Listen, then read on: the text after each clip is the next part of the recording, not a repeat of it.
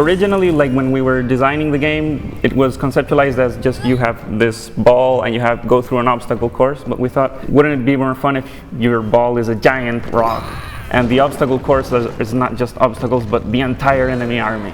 But the tone, of course, is silly. It's kind of Monty Python, the sort of humor. So we knew that we wanted to introduce from a design perspective something that felt fresh. Then there comes the mix between tower defense with the Boulder mechanics. But we also thought that the art style that kind of brought in Terry Gilliam's like cutout animations and everything was also something that would give it like its own identity. The idea that you go through different periods of art history rather than just play entirely on a medieval setting, I really wanted to add that in. Like, art history was one of my favorite classes, and the idea of going through different art periods so we could do levels look very different, it seemed very fun. So for the story, in each game we wanted it to start based on Greek mythology or some sort of myth that's related to a giant rock. And if we keep on making Rock of Ages games, we're going to run out of myths. In this case, we're starting with the Odyssey. And the first chapter is when Odysseus and the 100 sailors are trapped inside of a Cyclops cave.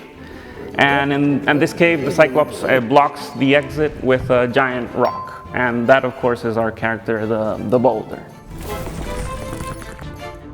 So the first game was this crazy concept that came out of nowhere, like a little doodle we drew on a paper that eventually we transformed into what became Rock of Ages 1. We did a lot of stuff we wanted to do, but then Rock of Ages 2 was more the vision that we originally wanted to do with the game. That's why it's bigger and bolder. This time we wanted to add like the main thing that we wanted to do but never had the possibility to do was a level editor where people could make their own levels.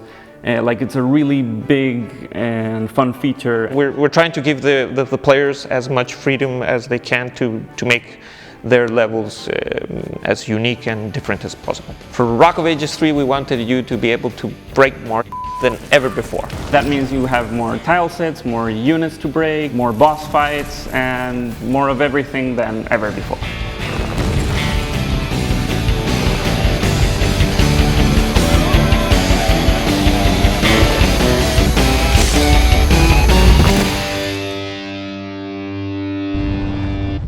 Join the closed alpha on Steam.